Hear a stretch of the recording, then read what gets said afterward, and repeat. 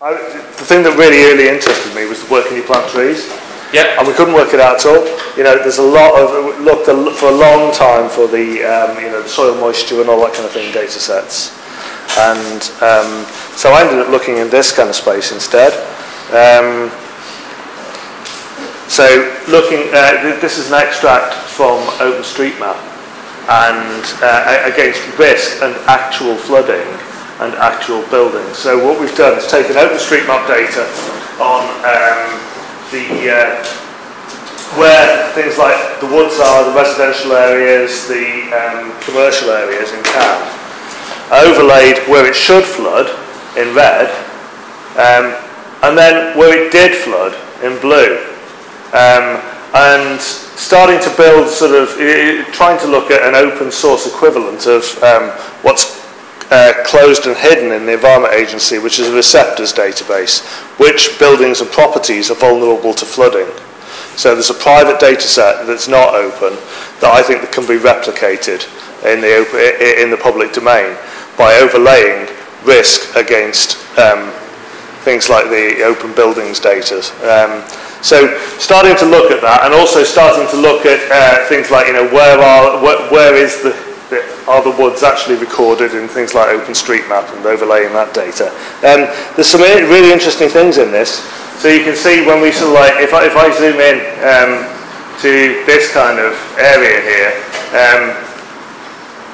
just zoom right in there. Come on, wakey wakey.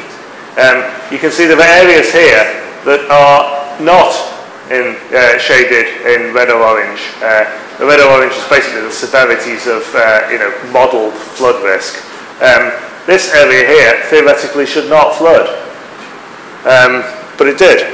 So obviously the models will need substantial updating after the current set of flooding. Yeah.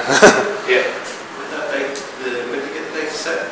Okay, so this data set came from the blue data sets basically came from Calderdale Borough Council on then recording where it flooded, and the red ones came from the Environment Agency on where it should flood. But even on the low risk of flooding, the stuff way outside that has actually flooded. So the point that Gary made about making the models open, yeah, we should get that feedback loop in.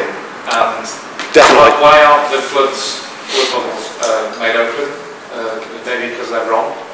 Well, it's not just about the flood models. I think, in asking for the flood models to be made more open, it's the intermediate products that are critical things. Yeah. Because I know that in some of these models, there are sort of 39 different variants, and they choose the most appropriate ones. For the actual scenario that they see, and categorise it into the low, medium, and high risk. And I think that in this particular case, what you actually need is all the variants, all the potential levels, and then you can compare it against the history and see what actually did happen, and say, okay, well, I think we might have chosen the wrong one there.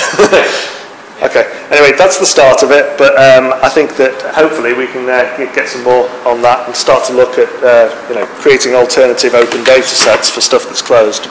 Brilliant.